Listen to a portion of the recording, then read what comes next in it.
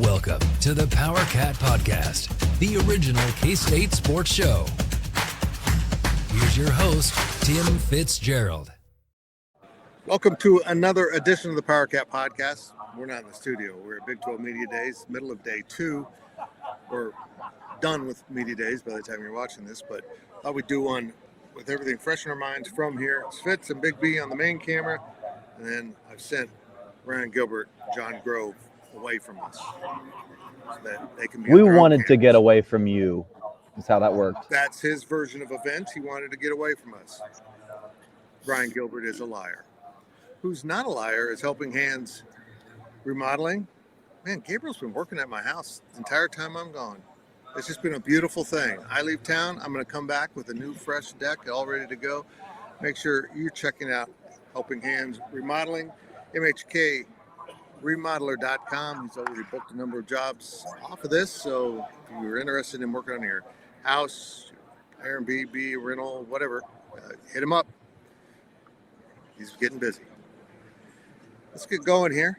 I'm going to kind of wing this one because someone forgot to put up the podcast questions. Bigby, what's your takeaway? Now, look, we haven't. Dion goes last, so we have not seen Dion yet. But what's your overall take from today and yesterday? I think for the most part, I think that it's a lot of coaches feel like they have an opportunity. Like nobody feels like they can't be very competitive in this league this year. That's the one thing that I've taken from it. I know we've talked several times on not just on Go Powercat, but also Big 12 Insiders about, there needs to be a lead dog to take charge of the league. Brett Yormark mentioned that yesterday. He said that Parity was key and was a strength, but you still have to have the lead dog. And we're still looking for that. It can't be a team skipping around every 2-3 years. It's got to be somebody that everybody can chase.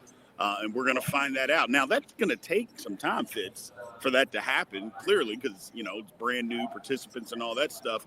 But that's kind of what I've got. Yeah. I've taken, right now is that, hey, everybody has a shot and nobody feels left out. And I think that's a good thing for right now. I agree. Let's get back to that in a second. But, John, what's your takeaway from your first Big 12 Media Days?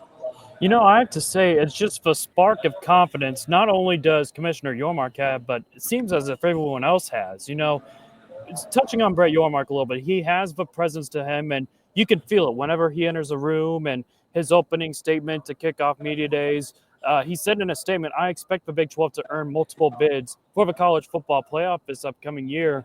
And, there's no shortage of contenders for the conference title this season. And the Big 12 wasn't too far off from having 2 playoff teams going into the month of November as well. So there's that. On top of that, Brett Yormark also doubled down on his stance with the college football playoff, with the 5-11, 5 automatic, 11 at large.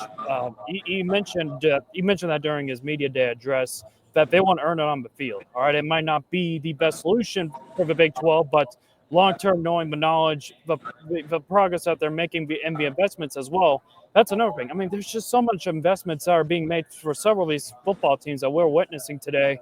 It gives you, again, that kind of spark to give you the confidence, the boost, knowing that you are one of these teams that can contend for the Big 12. Because let's face it, especially after last year, all these teams can contend for the Big 12. Even the preseason 16 team from last year. So it's a whole lot of things, and it's been a blast so far. Ryan Gilbert, I feel like you're with us, even though you're not technically with us, because that light right between us, it's like you. It's my North Star. So give me your opinions now. 25. You guys are at the 30-yard line. I'm about 30 yards away from you. I can reach you, but I mean, you guys hit it on the head. With every team every year always believes they can do it, but after seeing the way the league shaped up last year, of course, I mean, there's just a true, real sense of belief with all these coaches, all these players that you can go out and get that done. And I personally, my biggest takeaway though is I miss Las Vegas. However, it's a lot cooler here in Dallas, which is crazy to say, but it's a lot cooler than it was in Vegas last year. So I'll take the weather here, but I miss being in Vegas, guys. I really do. I don't, and I love Vegas. This is a good setup. I mean, it's nice and efficient. And We don't spend as much time getting to point A and point B. We just do our thing. But I agree with what you guys are saying. I think everyone in this conference, it's Michael Swain. He's famous. He's going to stick his head in. There he is. That's a little KU presence. We got a little Arizona and Utah presence, and we got a little KU guy. You know, I sat down here at the KU breakout podium next to me, and I just thought, you know what? With the backdrop of the Jayhawks, I think Arizona's a safer option here for us. It's the Wildcats. There you go. There you go. You know, it feels like an honor being in front of a podium of the team that's most excited to be here in the Big 12.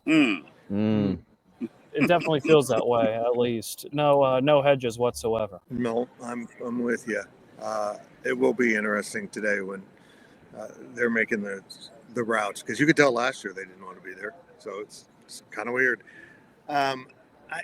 With that said, maybe with the exception of Utah, and like I said, we haven't seen them yet here.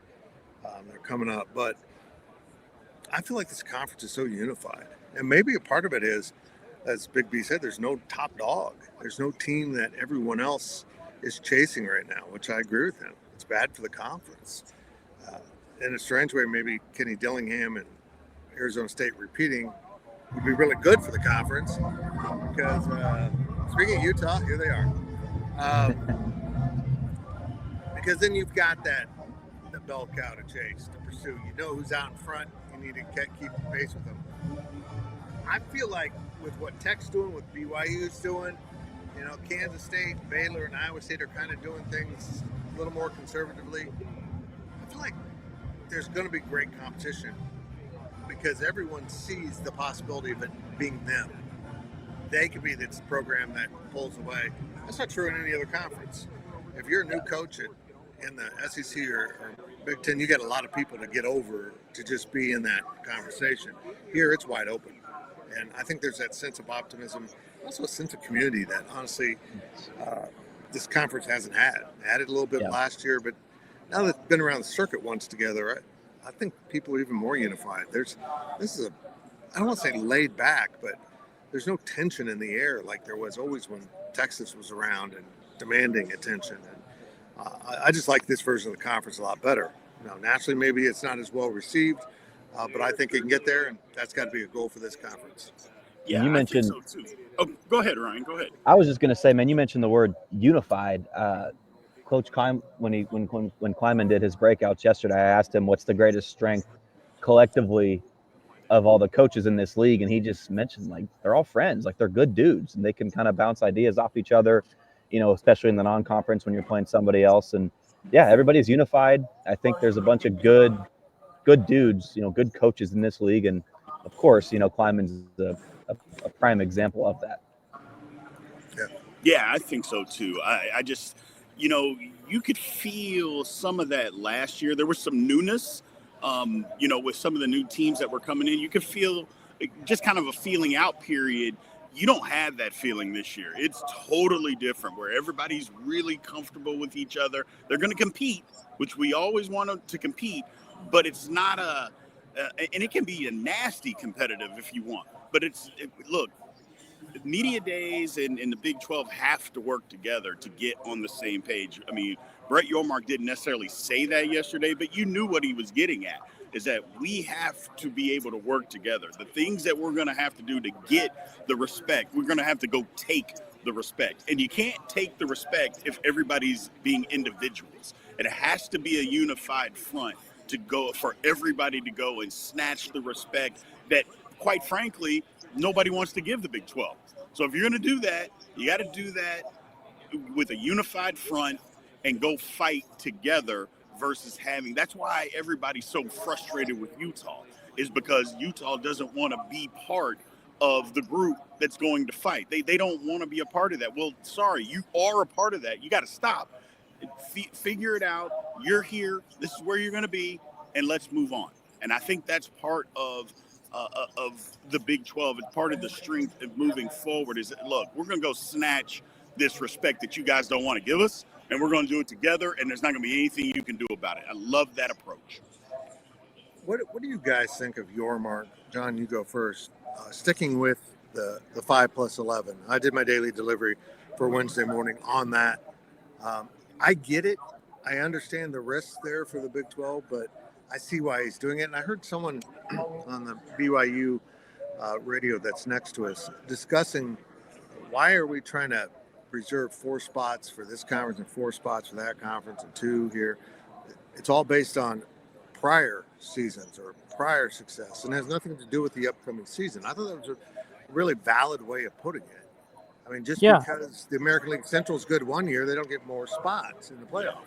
Right. And, you know, he also doubled down on that. Why, if you are in the position of the Big 12, especially now to the point where you have prioritized the 5-11 format to the point where even SEC leadership and SEC coaches and athletic directors are now kind of tilting towards the way the Big 12 and the ACC are promoting it, why change your stance on it as well? And he even doubled down on it. It's a strategic move for the Big 12 that's really become a hot button topic for a lot of conferences across the nation. And to simply put it, they want to earn it on the field. They want to simply earn it on the field as well. And you know, it means one thing for the players, the coaches, and the fans.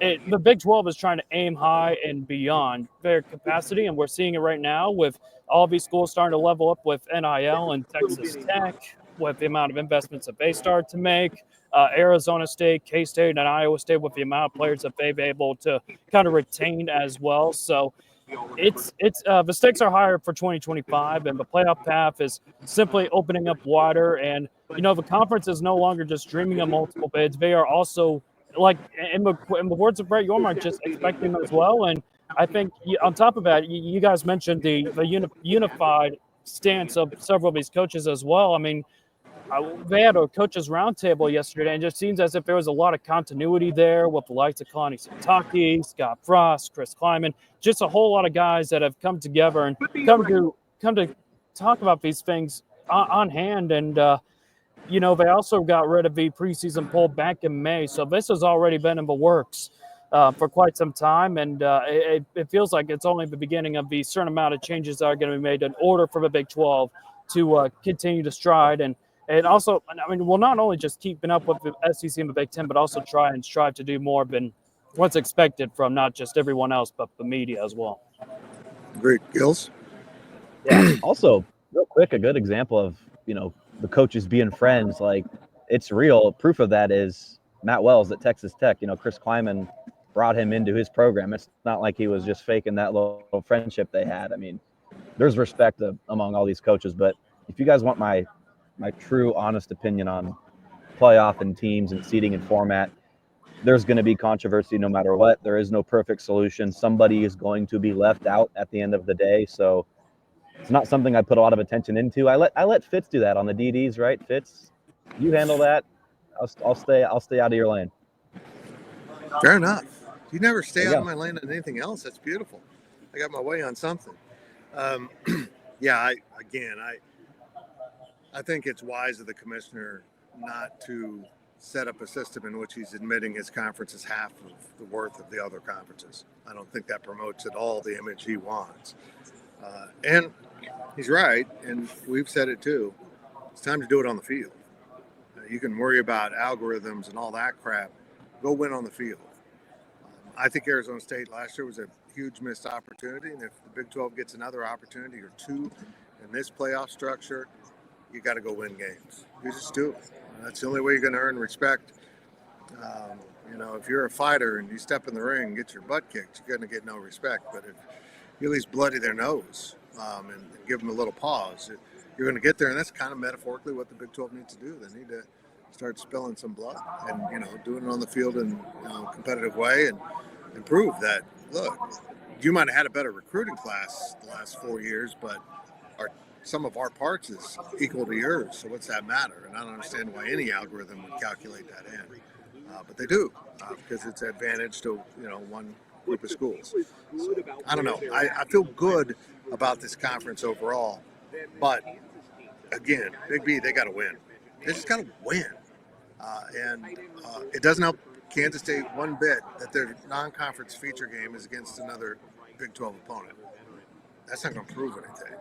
And it turns out it's not just another Big 12 opponent. Arizona might be the worst Big 12 team this season, or based on last year's results, maybe they're going to win the conference. But I don't think there's much to gain from that game, and I think that's just been an unfortunate thing that's lingered for Kansas State. Instead of being able to play someone in another conference and have a lot of outside measurement, they're playing essentially 10 conference games. Absolutely. It hurts them because, like last year, people early in the season, they gave K-State credit for winning that game because they believed that Arizona was going to be good based off the previous season.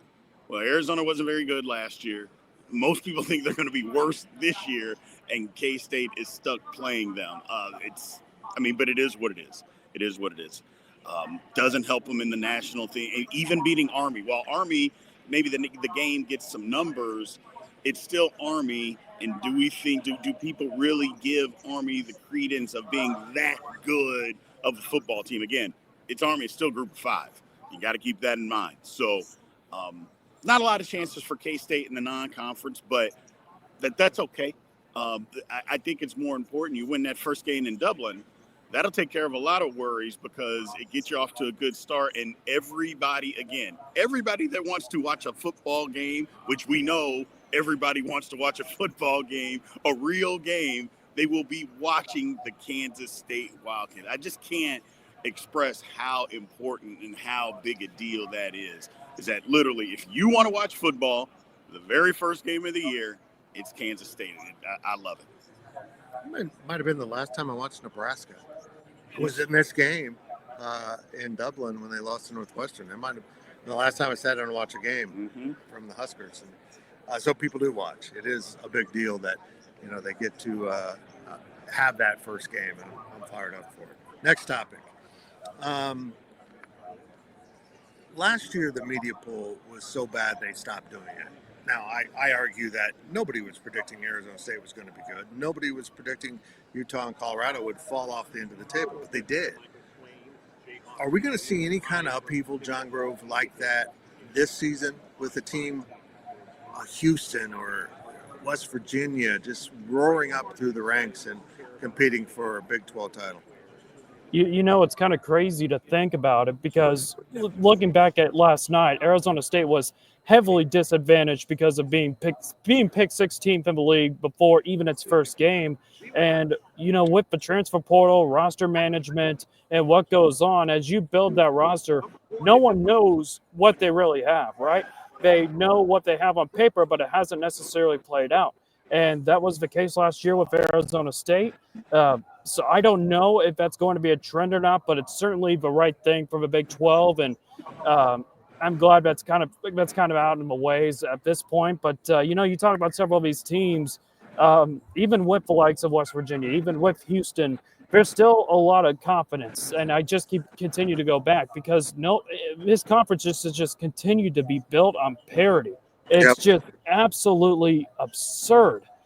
Utah, which like Arizona State made its Big 12 debut last year, they were the preseason favorite to win the league, and the Utes won all 3 non-conference games. But what happens when your quarterback goes out and next thing you gotta go, next man up, and everything just falls apart. Utah went 2-7 to finish near the bottom of the standings. Oklahoma State, they had no excuses. The injuries it just completely haunted them. They went 0-9. It was awful. So it'll be interesting to see who is able to kind of not only just break out the mold of a top and kind of carry the mantle for the Big 12 heading into the playoffs, but on top of that, just to see if there's any new teams that kind of similar to Arizona State, but we're on the bottom. Maybe we'll see if KU's able to turn around after a disappointing season. So many questions to go off here, Fitz. Yep, I agree. Gills?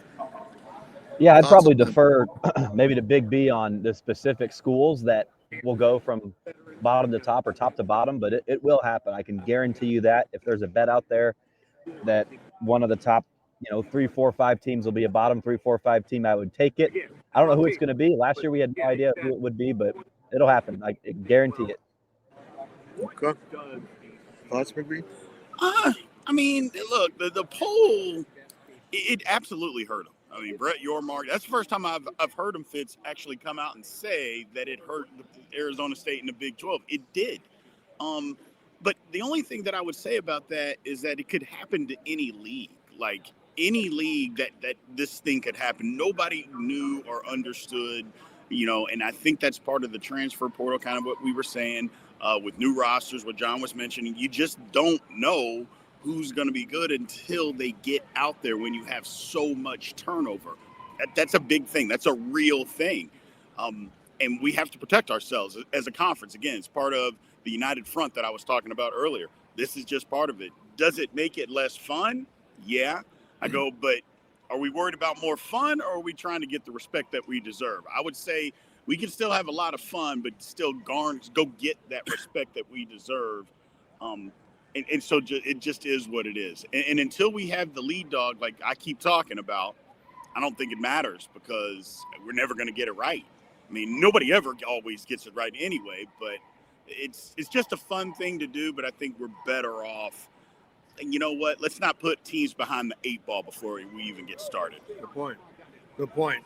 I think last year the newness of everything was just made it impossible to predict. But like I said, nobody envisioned that for Arizona State. Our friend Chris Cartman, who runs the Arizona State site, is on with Big B quite a bit on the Big 12 Insiders, saw it. If you go back and look, he was hesitant to say what he really thought, because it sounded outlandish just to say they were going to be middle of the league, which he was saying. But he thought they'd be a competitor. He just couldn't get himself there to say it because it sounded crazy. Well, he was right. He nailed that team, and he told me yesterday he thinks his team's better. Even without Cam Scatteraboo, this another year in the system and getting the quarterback back and Sam Levitt and so many other pieces of this team, he thinks this team is even better than last year's. And if so, that's good for the Big 12. That's getting closer to that team to chase. Because the Big 12 couldn't keep up with Arizona State last year. Kansas State lost late in the season to them.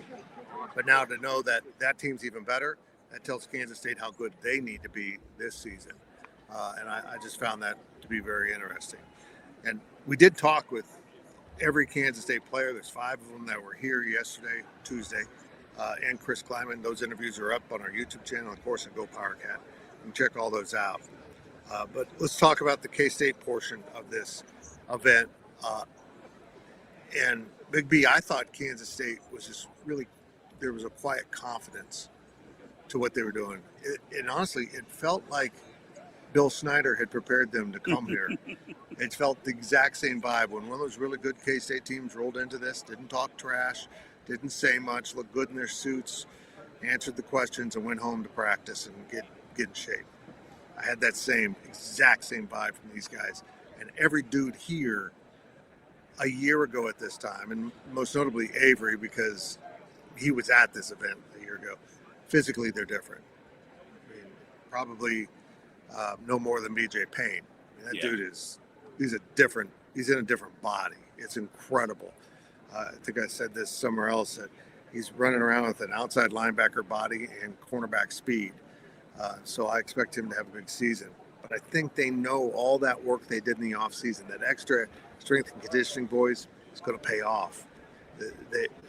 They see what the return on investment's been, and they feel good about it. Big B? Yeah, I think so. Look, for somebody who's been through that process, it's amazing what you can do when you put your mind to it as a young adult. You really bear down to get your body transformed into something, and then you actually see it. You see it happen, and you're like, man, spring ball, wow, all this off-season conditioning, this really worked. And so then you're just like, you know what, kind of what Fitz said, you have that quiet confidence about yourself, and you could see that from the guys yesterday. You were absolutely right, Fitz. You could just see them just kind of walking around like, yeah, we have to do this. Can't wait to get back. I'm ready to start playing some football. I'm excited about the season because it's like you said, guys, it's not that they're never focused. I'm not saying that, but they just seem more focused because I believe that they know that they let some things get away last year. And when that happens, then it's like, you know what, we're better than this. We need to go out there and be better than this. They understand it. You're a year older. And again, you can feel that aura. You can feel the confidence just kind of ooze off of them. And they don't want to let things slip away. You know, the young competitive guys, they don't want to let things get away from them. John, your thoughts on K-State yesterday? Yeah, I mean, frankly, I've seen several groups. Well, not with you guys here in Vegas, but I've seen several several instances where you got guys that are just coming in very presentable, may not be as prepared for the questions as anticipated, but it looked as if this group especially just came in with the right mindset. They just came in more prepared, especially with Avery Johnson. I mean, you want to talk about the players and how they're continuing to progress. Avery Johnson, he's carrying a lot more weight. He's a lot faster. That's something that K-State continues to strive on. And, you know, they tend to they stress – the only stress is that you can only get bigger, stronger, and also be faster.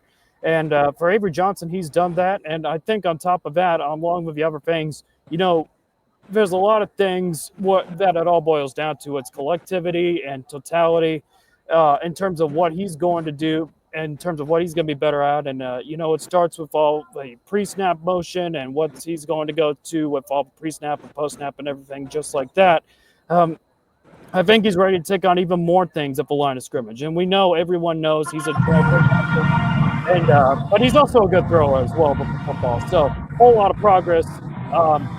Man, this fight song is loud. It's loud. It is very loud. But, you know, it's also fortunate to have Matt Wells, you know, on the sideline as well. So, you know, just the bond between those two is going to continue to keep on growing as well. So, I think when you're combining several of those things, just knowing that the growth is there, but also just knowing that the support is right around them as well for them to continue to grow and for them to excel as well. That not only goes with Avery, but just with several of the players as well.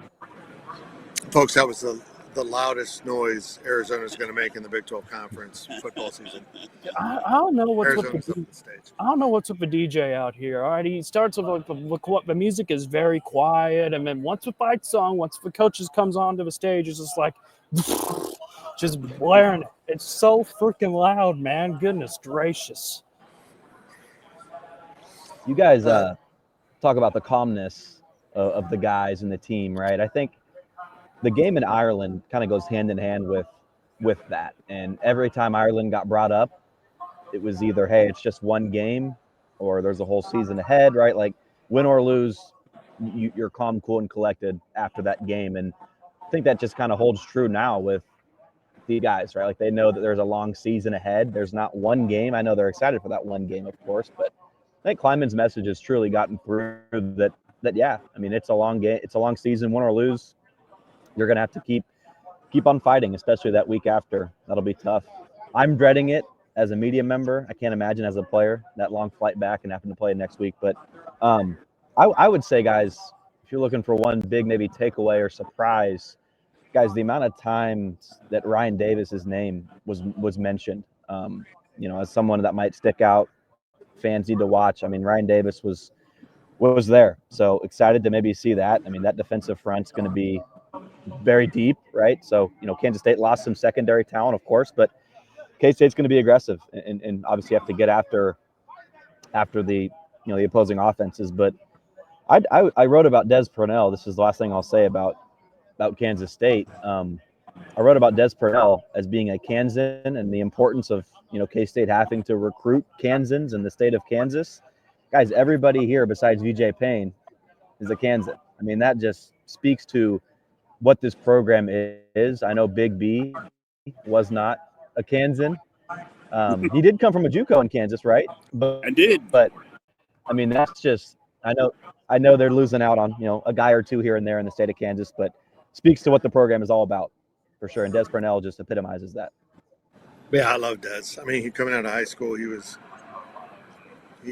had an upside. You know, he got a scholarship, he had an upside. I don't think any of us realized this was the upside. This is how big it was. He is a special linebacker, a great player. But all these dudes that were here. Wally had us going out.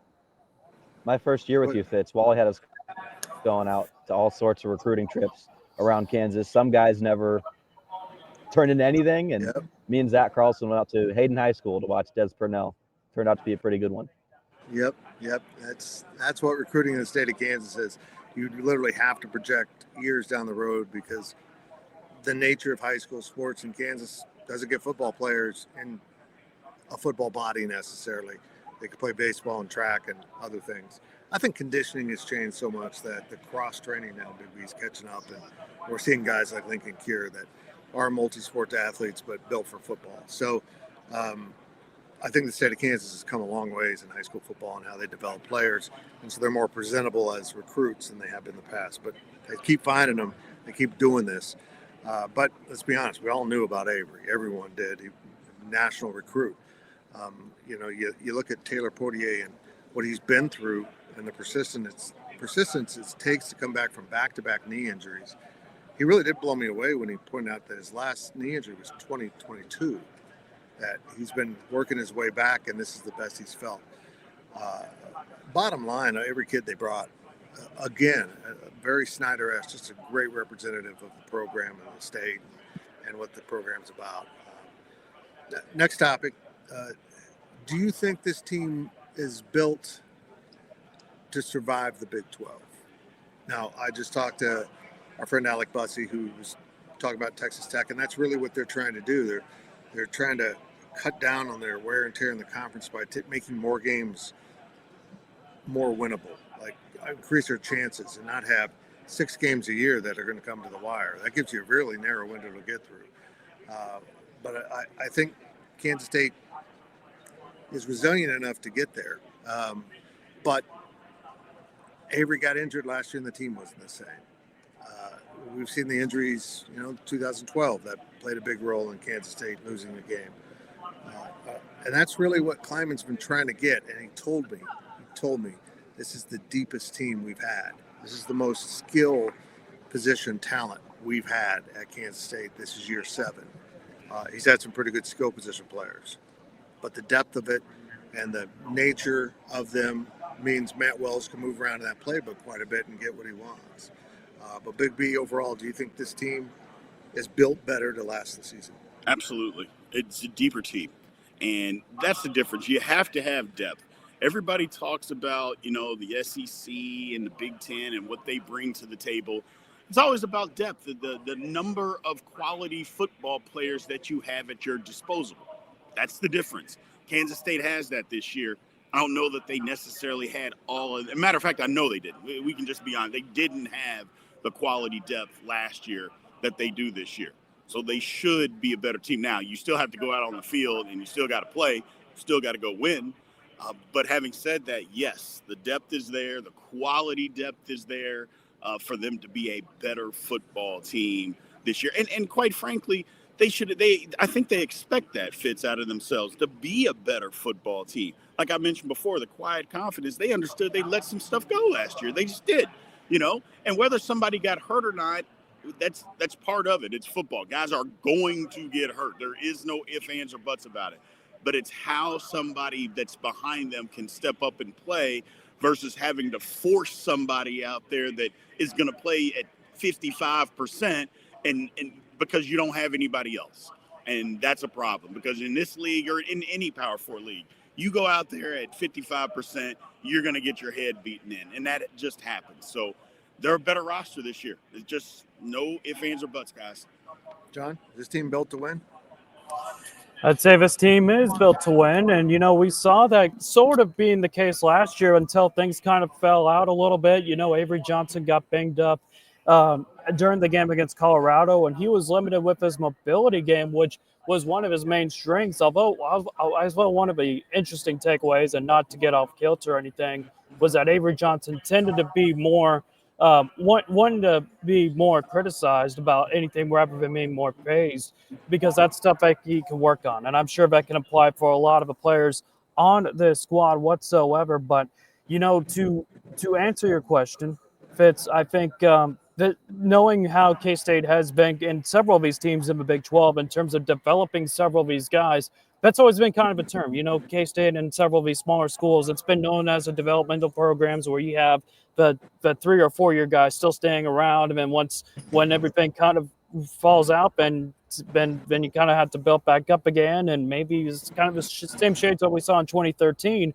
But knowing the amount of recruiting that K-State has leaned towards for the past few years and the progress that they have made along those lines, it's continued to skyrocket. And not only that, but you also look at it like the tight end group, and you're just seeing so many fresh names in which, yeah, you got the experience there, but you also got some elite guys who are willing to step up as well. And, similar to the Big 12 championship in 2022, it all boils down to the next man up. All right, if someone goes down, we see someone tend to show up. All right, Malik Knowles went out for an injury during the first half of the TCU game. All of a sudden, RJ Garcia shows up and gets a touchdown grab from Will Howard. It's just those kind of guys that are willing to step up, make the big-time plays if necessary. So I think not only did they do a good job of that in the 2022 season, I think they're going to further excel that moving forward with not just the wide receiver room, but a whole lot of positions, but especially the tight end room is what stands out to me the most.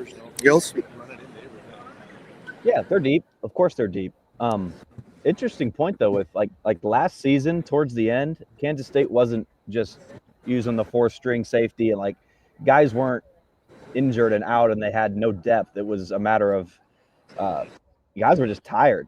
Guys were just beat up. And that was the focal point here of this offseason in the spring, getting their bodies ready for the long grind of a season. So I feel better just let alone the depth, but just that regard of K-State being ready to withstand the long season. I think K-State's in a better spot now compared to where they were probably last season at this time. But, even if guys go down and you have to throw in a young guy or an inexperienced guy, I mean, Fitz, you talked about this with Des Purnell. He got thrown into the fire. Austin Romaine didn't have a great start in a purple jersey. Will Howard, I don't think anybody in 2020, right, Will Howard's going in there that he would turn into what he did. So even if a guy goes in and he has to struggle, for 2025, that does you nothing. I get that, but for their growth and their trajectory, Chris Kleiman is all about that experience that a guy can get. One man's misfortune is another man's opportunity. Okay, let's wrap up the podcast this way. On a scale of 1 to 10, 10 being 100% confidence, John Grove, what are your chances of Kansas State on that scale of 1 to 10 returning to Arlington to play for another Big 12 title? I'll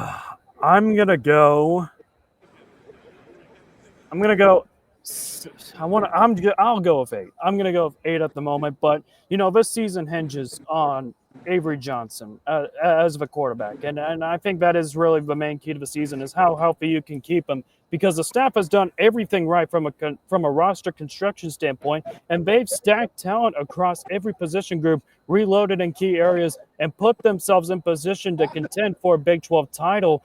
But on top of that, what's this kind of maybe not be. This is also we also kind of talked about in several years as well, in which especially kind of. Let me think. The 2023 season stands out because it looked as if there were several. The roster was there, and you have the leading quarterback coming back. The offensive line was extremely loaded, but things just kind of fell off at the end. So you got to kind of carry through, kind of dig deep throughout these next 12 games throughout the season. And I suppose as well with the Iowa State game starting earlier, you will have 3 bye weeks. I think that's going to be very important for K-State to kind of freshen up their bodies a little bit and see how they can completely reset. And on top of that, I think with Matt Wells now fully leading the offense, his experience with mobile quarterbacks could be a big tailor to several schemes, as well as with several of the guys. And I think one of the problems last year was just knowing how kind of predictable at certain times the offense was and how vanilla was several of the schemes. Several screen passes on second down that just wasn't going to muster enough, so you got to rely on those third and shorts or third and longs to kind of continue the drive a little bit. Just got a little bit too predictable, so we'll see if Matt Wells is able to freshen things up. But I think overall, from a roster continuity standpoint, I think this K-State team is just about set if they can keep Avery Johnson as healthy as possible. Did you give me a 1 through 10? I give an 8. Okay. Gills? I'd probably go Gills, please. Okay. 4. I'd go 4. Can you hear me? Okay. I'm good. Yep. It's what you said about Chris Cartman, our colleague with Arizona State. That scares me. If he believes that Arizona State's going to be better than they were last year, that's scary. But there's just so many quality teams up at the top. Tech, Iowa State, Baylor's going to be good. K-State has to play all those teams, so schedule's not easy. Somebody from the bottom is going to rise up. There's good teams in this league, guys. Great. Agree. I give them about a 7.5 Fits. Okay. And while I agree with Joe, Avery is obviously a key to the season. I always go back to it. I'm never going to change offensive line. If the offensive line gets back to close to where it was in 2022 season, Kansas State will be fine because the skill positions are there. But I'm sorry, the skill positions can't do anything if the line is average. And I'm not saying the line was average, but it was just above average last year. And when teams figured K-State out, that was the end of that. Yep. So they got to be different. So give me 7.5 for K-State this year to get back to Arlington. Okay, so we got an 8, a 4, 7.5. I'll go 6 because I kind of see that as a 60% chance. I think the odds are they will. I think this team's good, but you got to play the games. People get hurt. Balls bounce funny. Momentum shifts against you. We saw that in a couple games for K-State. And the next step for this team is to overcome those shifts. When things are going like crap in Provo or even in Houston, how do you shake out of that? I thought maybe this team knew that after escaping Tulane, but it didn't proceed through the rest of the year. Another year of maturity. Hopefully these guys have figured out how to win that game. You're going to lose if you don't do something special. I think they've learned their lesson. We saw it at Colorado. Huge play to win a huge game. So they've got it in them. They just need to get that consistency. And you know what? I think Avery Johnson is going to be greatly advanced this year. Physically, he's a totally different person. He's so much more, I don't want to say calm. He's always calm, but there's just this understanding of who he is, what his strengths are and what his weaknesses are, and how to make himself the best quarterback. So I'm extremely optimistic, but I am going to stick with the 6 just because it's the Big 12, man. Mm-hmm. It's chaos and it's fun. But the chaos is about to start August 23rd. Oh my goodness, we'll be in Ireland for that game, and then the rest of the Big 12 will get rolling. I think Kansas plays that day too, so there'll be a little doubleheader action of Big 12 football, and week 0 is coming soon, and we'll have plenty more podcasts between now and then. Any final thoughts from anyone?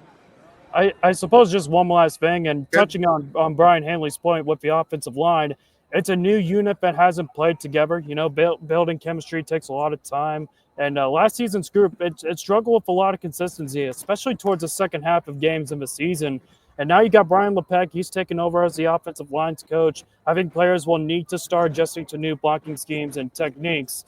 And it'll be interesting to see how the shift in the backfield comes into play as well with Dalen Edwards and Joe Jackson taking the helm as well. But it's been a blast here at Big 12 Media Days. It's been chaotic to say the very least, and I'm not looking forward to seeing Gills right after this is done. I don't mean to alarm anyone. Gills, you got something? I do. I have one thought. Is that a wild mountaineer behind you guys? I don't. I just think that's someone in the media. I think they just wore the hat. Is that the Old Trapper beef jerky? I don't know if it's Old Trapper. It could be that. Yeah. I don't know. It's very confusing. I do have something concerning in front of me, though. There's a giant 7-foot colorful crow, and it's wearing shoes with buckles. It's time to leave. It's time to call it good. I'm a little concerned about this, and it's having a conversation with someone. It's been a long trip. This has been a GoPowercat.com and Spirit Street production. Please support this show by subscribing to this YouTube channel or follow us on your favorite podcast platform.